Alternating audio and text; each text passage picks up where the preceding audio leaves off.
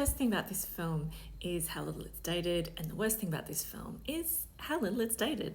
Cannes is paying tribute to this movie, which premiered at the film festival 35 years ago. It was written by Callie Khouri, who won an Oscar for Best Original Screenplay for the script in 1992. Thelma and Louise, a movie that blew me away when it first came out. I was 20 years old at the time and I'd never seen anything like it come out of Hollywood. It still has the narrative power and cinematic mastery. It's still a powerful, moving, subversive film starring Susan Sarandon and Geena Davis. Sadly, the themes are still as relevant today as 35 years ago when it first came out, so highlighting as it does controlling, psychologically abusive relationships. Anyone tempted by the trad wife lifestyle should really be forced to sit down and have a watch of this, as well as themes of male violence and aggression against women and sexual assault. So this is a feminist film, a battle cry against the patriarchy, but it's also fun.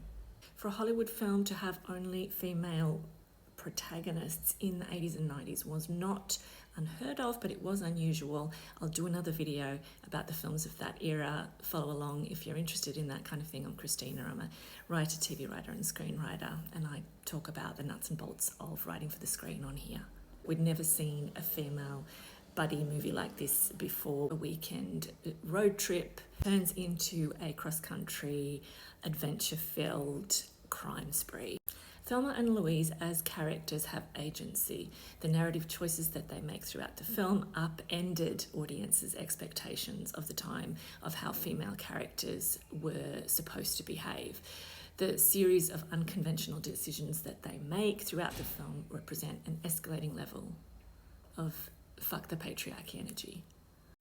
Most importantly, these characters are multidimensional, they're relatable, and they're very, very fun. The film culminates with that legendary scene at the end that contains a freeze frame where the women drive off the cliff and their Thunderbird is seemingly flying over the Grand Canyon.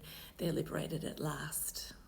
It was a controversial ending for Hollywood at the time. Ridley Scott, the director, had in mind an alternative ending for the film, or alternative endings, one of them being that Louise pushes Thelma out of the car before she drives over the cliff. Quite rightly, the actresses would have none of it. It's certainly become one of the classics of 20th century cinema.